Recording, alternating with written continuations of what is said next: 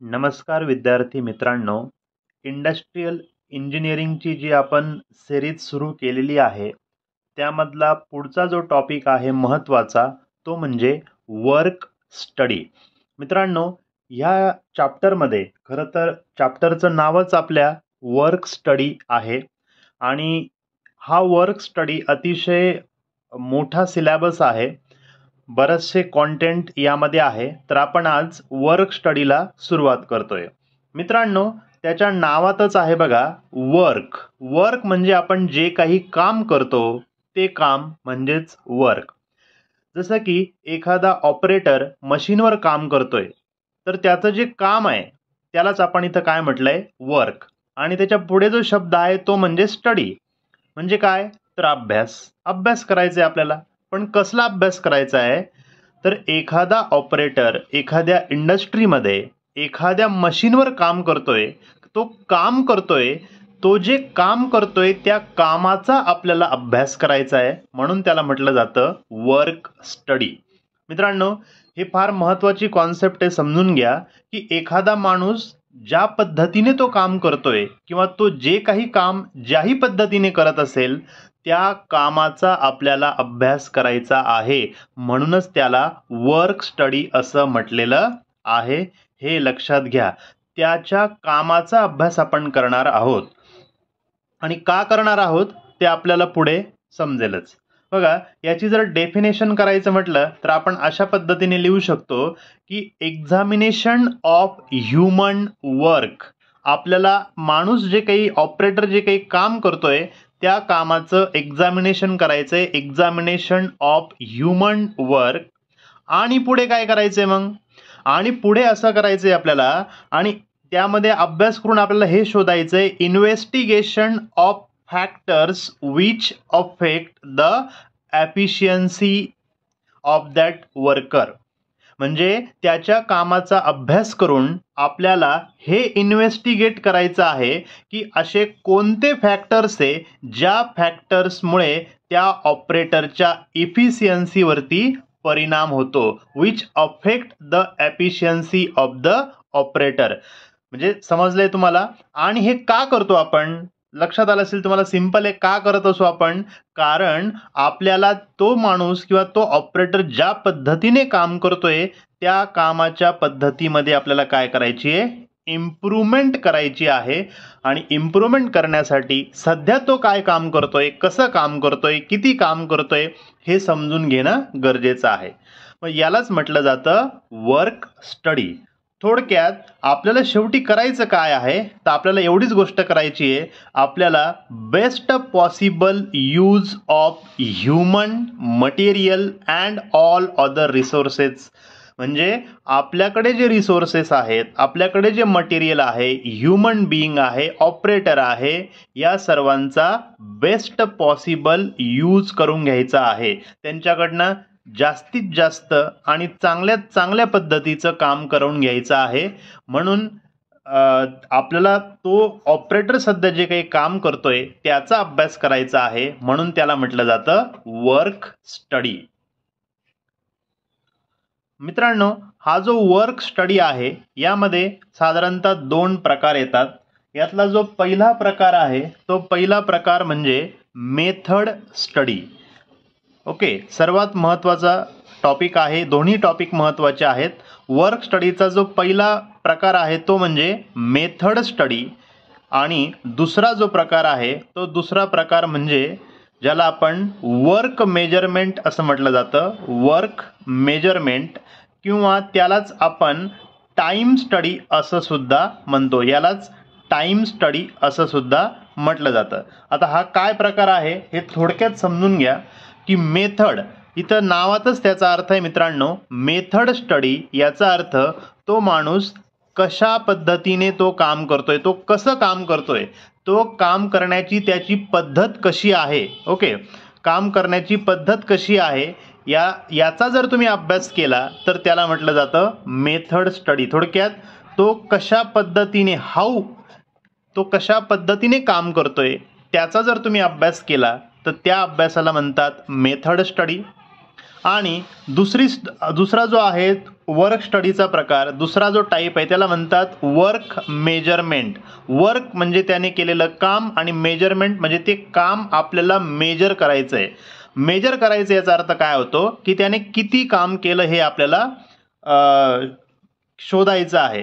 तर यालाच time study असं सुद्धा म्हटलं जातं. टाइम स्टडीचा अर्थ असा होतो की त्याने किती काम केलं हे लक्षात घ्या. त्याने किती काम केलं हे म्हणजे काय तर वर्क मेजरमेंट, आणि त्याने कसं काम केलं हे म्हणजे मेथड स्टडी.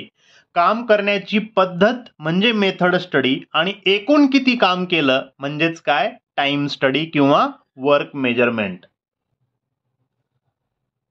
मित्रांनो, आता आपण पुढचा जो महत्त्वाचा टॉपिक आहे मेथड स्टडी हा आज आपण बघणार आहोत. मेथड स्टडी हा खूप मोठा सिलेबस आहे मेथड स्टडीचा. जसं मी आत्ताच सांगितलं, वर्क स्टडीचे 2 टाईप आहेत.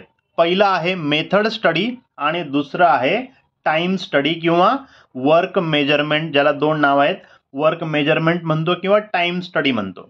आता मेथड स्टडी म्हणजे काय, जे मी आत्ताच सांगितलं, आपण कसं काम करतो, ओके, आपण कसं काम करतो याचा जेव्हा आपण अभ्यास करतो त्या अभ्यासाला म्हणतात मेथड स्टडी. कोणत्या पद्धतीने आपण काम करतो, कसं काम करतो ऑपरेटर, त्या गोष्टीला म्हणतात, त्या अभ्यासाला म्हणतात मेथड स्टडी. मग मेथड स्टडीची डेफिनेशन कशी केली जाते बघा. Investigation of existing method. एखाद्या ऑपरेटरला प्रत्यक्ष काम करायला लावलं जातं आणि तो कशा पद्धतीने काम करतोय त्या कामाचं आपण काय करतो इन्व्हेस्टिगेशन करतो, अनालिसिस करतो. इन्व्हेस्टिगेशन ऑफ एक्झिस्टिंग मेथड आणि नंतर काय करतो, आणि नंतर आपण काय करतो एक नवीन मेथड डेव्हलप करतो. एक नवीन मेथड डेव्हलप करतो आणि ती मेथड इन्स्टॉल करतो. इन्स्टॉल करतो म्हणजे त्या नवीन मेथडने त्या ऑपरेटरला आपण काम करायला सांगतो. आपण त्याची जुनी मेथड एक्झिस्टिंग मेथडचं इन्व्हेस्टिगेशन केलं, त्यामध्ये ज्याही चुका असतील त्या दुरुस्त करून आपण एक नवीन मेथड डेव्हलप केली आणि नवीन मेथडने त्याला इन्स्टॉल म्हणजे नवीन मेथडने त्याला काम करायला सांगणे ऑपरेटरला. ओके, या गोष्टीला म्हणतात method study. Investigation of existing method and develop a new method and install it. Okay, हे करून काय होणार आहे, हे करून सोपी गोष्ट आहे मित्रांनो.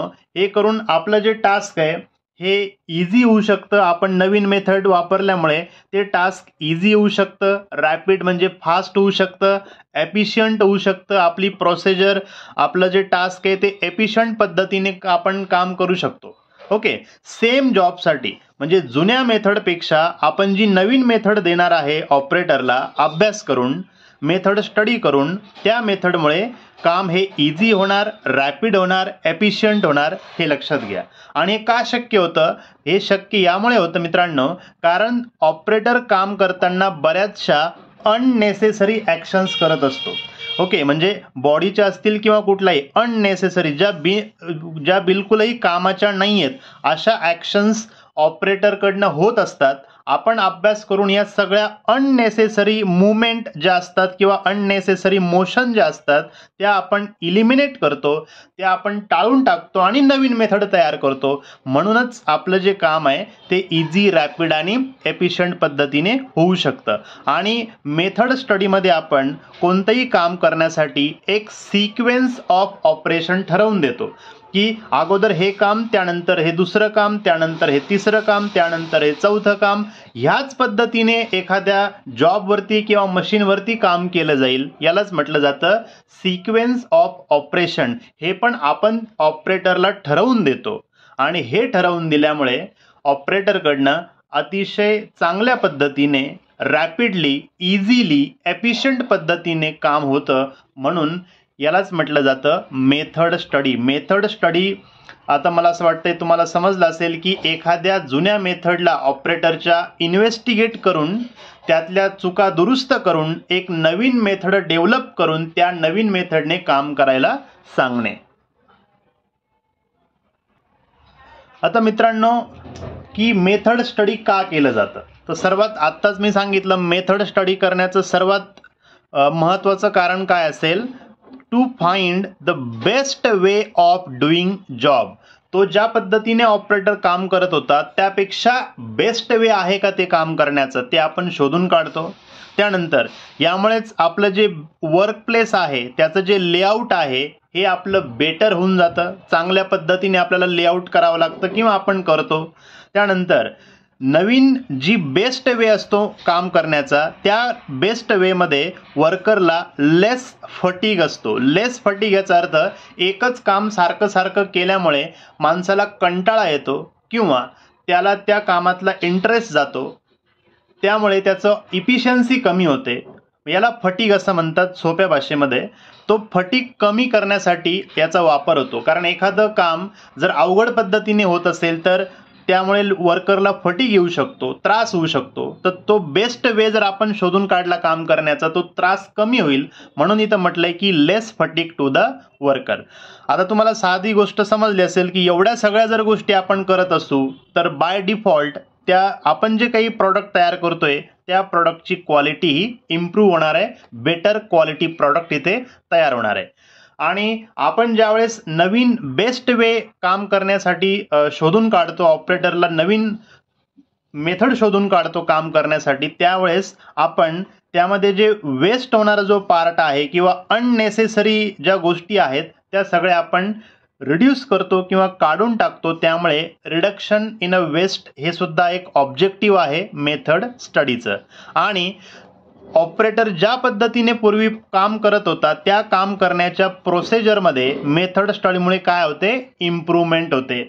आणि या सर्व गोष्टी झाल्यामुळे त्या ऑपरेटरला स्वतःला एक प्रकारचं जॉब सॅटिस्फॅक्शन सुद्धा मिळतं. आणि ही जी प्रोसेस आहे मेथड स्टडीमुळे तुम्ही जी नवीन प्रोसेस फाइंड आउट केली ही प्रोसेस बेस्ट वे ज्याला म्हटलंय आपण, हा एक स्मूथ फ्लो ऑफ प्रोडक्शन असतो. हे लक्षात घ्या. एका विशिष्ट पद्धतीने आपण काम करत जातो. याला हे सर्व जे आहेत मित्रांनो हे सिंपल आहे, तुम्हाला लिहू शकता. बऱ्याचदा 2 मार्काला हा प्रश्न येतो, what are the objectives of method study. आता पुढचा प्रश्न जो आहे मित्रांनो किंवा टॉपिक जो आहे तो म्हणजे मेथड स्टडी प्रोसिजर. मित्रांनो मेथड स्टडी प्रोसिजर म्हणजे मेथड स्टडी एक्झॅक्टली कसं करायचं, तर त्याच्या काही स्टेप्स आहे. त्या स्टेप्स आता आपण बघणार आहोत. आणि 4 मार्कांसाठी किंवा 6 मार्कांसाठी हा बऱ्याचदा क्वेश्चन येत असतो.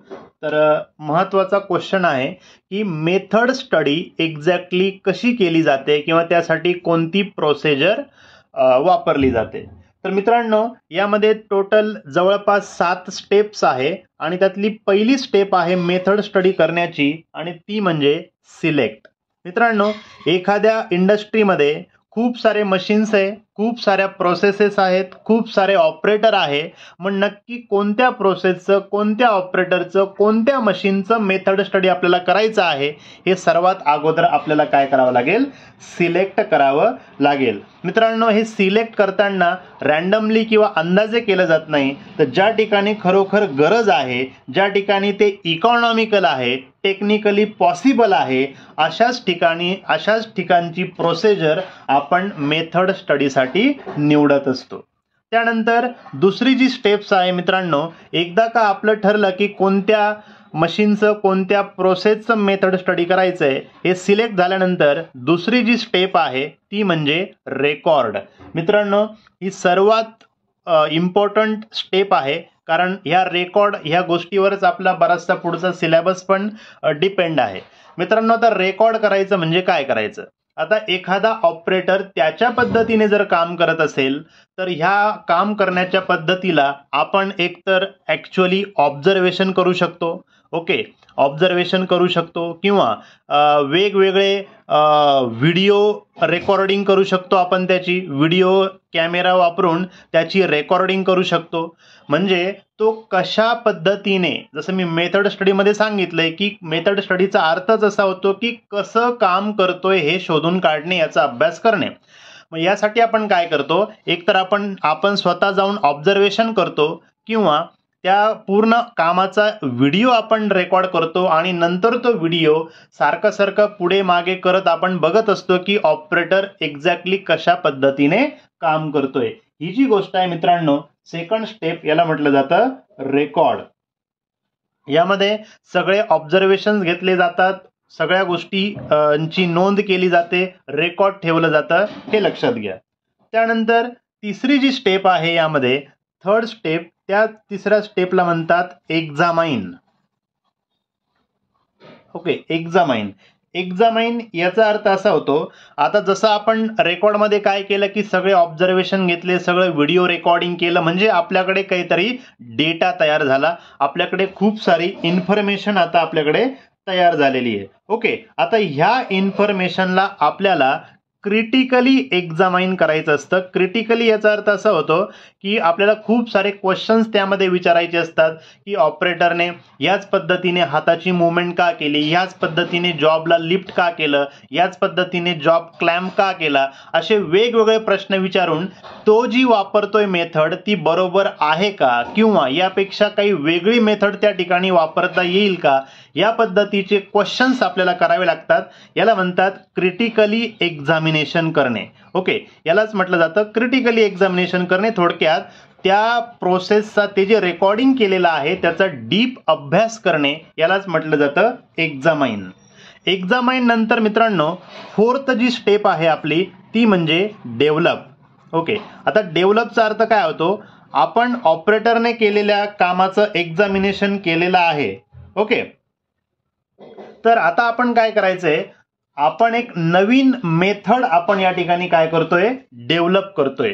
नवीन मेथड, काम करण्यासाठीची नवीन मेथड, ऑपरेटरने ज्या पद्धतीने काम केलं ती आपण रेकॉर्ड केली, एक्झामाइन पण केली, आणि त्यामध्ये जर काही महत्त्वाचे बदल असतील, काही ठिकाणी चेंजेस करायचे असतील, काही ठिकाणी नवीन गोष्टी ऍड करायच्या असतील, तर त्या सगळ्या ऍड करून आपण एक नवीन मेथड काय करत असतो, डेव्हलप करत असतो. आणि ही नवीन मेथड मात्र ही प्रॅक्टिकल पाहिजे, प्रॅक्टिकली ती अप्लाय करता आली पाहिजे, आणि इकॉनॉमिकल पाहिजे, हे मात्र लक्षात ठेवा.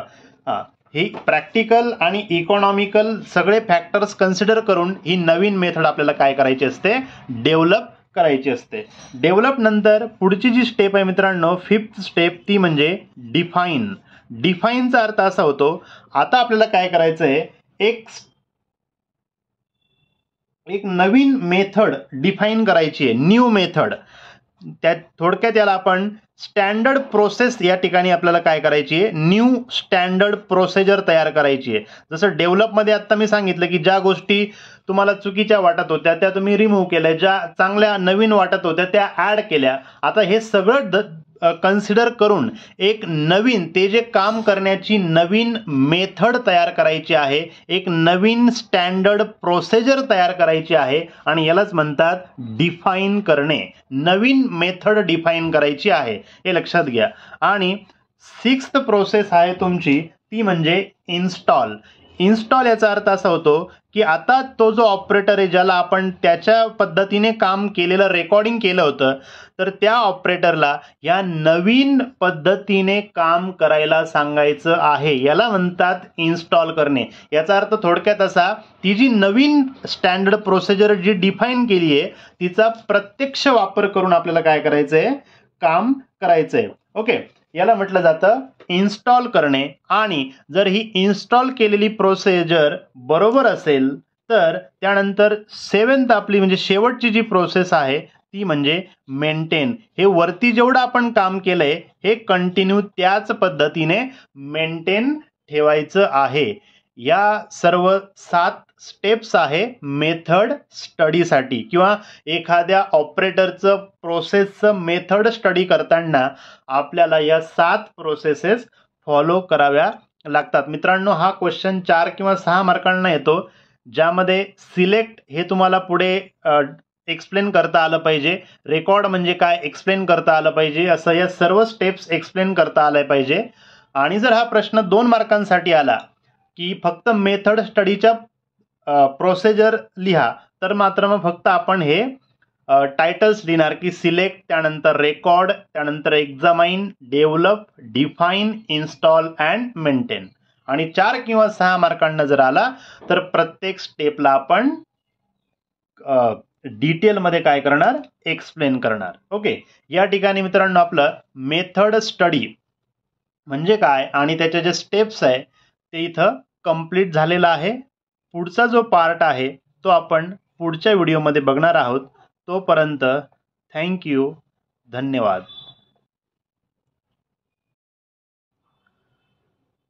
मित्रांनो, मेथड स्टडीच्या प्रोसेस किंवा स्टेप्स आपण बघितल्या. मेथड स्टडीच्या जी प्रोसिजर आहे त्याच्या 7 स्टेप्स आपण बघितल्या. पण मेथड स्टडीसाठी कोणती प्रोसेस निवडायची हे कसं ठरवायचं हे आता आपण बघणार आहोत. त्यासाठी 3 महत्त्वाच्या कंडिशन आहेत, 3 फॅक्टर्स आहेत, 3 फॅक्टर्स जे इम्पॉर्टंट आहेत while selection of work for method study. Exactly कोणत्या कामावरती, कोणत्या प्रोसेसवरती मेथड स्टडी करायचं हे कसं आपण ठरवणार. त्यातलं सर्वात पहिलं जे आहे इम्पॉर्टंट ते म्हणजेच इकॉनॉमिक कन्सिडरेशन. मित्रांनो, जे काम अतिशय महत्त्वाचं नाही आहे, ओके, जे काम महत्त्वाचं नाही आहे, ज्याला फार व्हॅल्यू नाही आहे, ज्याला फार कॉस्ट लागत नाही आहे, ज्या ठिकाणी कंपनीचा जास्त पैसा खर्च होत नाही आहे, अशा ठिकाणी मेथड स्टडी करायचं नाही. कारण मेथड स्टडीसाठी खूप वेळ द्यावा लागतो, त्यासाठी खूप मॅनपॉवर वापरावी लागते, वेळ द्यावा लागतो, खर्च करावा लागतो. त्यामुळे ज्या प्रोसेसवरती आपण काम करणार आहोत ती प्रोसेस तेवढी व्हॅल्युएबल असणं गरजेचं आहे. ती प्रोसेस किंवा ते वर्क, ते काम तेवढं महत्त्वाचं असणं गरजेचं आहे, हे लक्षात घ्या. म्हणजेच त्याला आपण म्हणतो की इकॉनॉमिक कन्सिडरेशन या ठिकाणी फार महत्त्वाचं आहे. एखादं छोटंसं काम असेल, छोटीशी गोष्ट असेल, त्यावरती आपण मेथड स्टडी करत नाही, कारण आपला विनाकारण वेळ आणि पैसा वाया जातो. म्हणून त्याला म्हणतात इकॉनॉमिक कन्सिडरेशन. दुसरं जे आहे मित्रांनो, दुसरा महत्त्वाचा फॅक्टर आहे तो म्हणजे टेक्निकल कन्सिडरेशन. मित्रांनो, ज्या प्रोसेसवरती किंवा ज्या कामावरती आपल्याला मेथड स्टडीचा अभ्यास करायचा आहे त्या प्रोसेसबद्दलचे सर्व टेक्निकल डिटेल्स, टेक्निकल गोष्टी आपल्या इंजिनियरला माहीत असणं गरजेचं आहे. कारण त्यालाच जर त्या मॅन्युफॅक्चरिंगमधलं किंवा त्या प्रोसेसमधलं किंवा त्या कामामधलं जर टेक्निकल नॉलेज नसेल, डिटेल टेक्निकल नॉलेज नसेल, तर तो ऑपरेटरला नवीन पद्धतीने काम कसं करायचं हे समजून सांगू शकत नाही. म्हणून त्या ठिकाणी टेक्निकल कन्सिडरेशन हे सुद्धा फार फार इम्पॉर्टंट आहे. आणि शेवटचं म्हणजे ह्युमन रिॲक्शन. मित्रांनो, ह्युमन रिॲक्शन म्हणजे सर्वात महत्त्वाचा फॅक्टर आहे हा मेथड स्टडी करताना. कारण मी सुरुवातीलाच सांगितलं की एखादा ऑपरेटर जर काम करत असेल तर त्याच्याकडे आपल्याला ऑब्झर्वेशन करायचं आहे की तो कसा काम करतो, त्याचं रेकॉर्डिंग करायचं आहे. आणि आपण जे काम करतोय आणि आपल्याला कोणीतरी ऑब्झर्व करतंय, आपलं कोणीतरी रेकॉर्डिंग करतंय, आपलं कोणीतरी इन्व्हेस्टिगेशन करतंय, हे कोणत्याही माणसाला आवडत नाही. ही आपली सामान्य माणसाची प्रवृत्ती आहे. मी जे काम करतोय 4 लोक जर माझ्याकडे बघत असतील मला काम करत असताना तर माणसाला ते आवडत नाही. त्यामुळे मेथड स्टडी करताना ॲक्च्युअली तुम्हाला सर्व माणसांना या गोष्टींची अगोदरच कल्पना द्यावी लागते, त्यांना यासाठी पार्टिसिपेट होण्यासाठी त्यांची मदत घ्यावी लागते. कारण नाही, यालाच आपण म्हटलंय ह्युमन रिॲक्शन. हाही एक अतिशय महत्त्वाचा फॅक्टर आहे. नाहीतर काय होतं की जे ऑपरेटर आहे त्यांच्यावरती निगेटिव्ह इम्पॅक्ट पडू शकतो की हे काय चाललंय. त्यामुळे इकॉनॉमिक कन्सिडरेशन, टेक्निकल कन्सिडरेशन आणि ह्युमन रिॲक्शन म्हणजे ह्युमन सायकोलॉजी, या तिन्ही फॅक्टरचा एखादं वर्क सिलेक्ट करताना मेथड स्टडीसाठी या तिन्ही फॅक्टरचा विचार केला गेला पाहिजे. ओके, बाकीचा जो पार्ट आहे मित्रांनो हा आपण पुढच्या लेक्चरमध्ये बघणार आहोत. पुढच्या लेक्चर रेकॉर्डिंग टेक्निकवर असणार आहे. तोपर्यंत थँक्यू. धन्यवाद.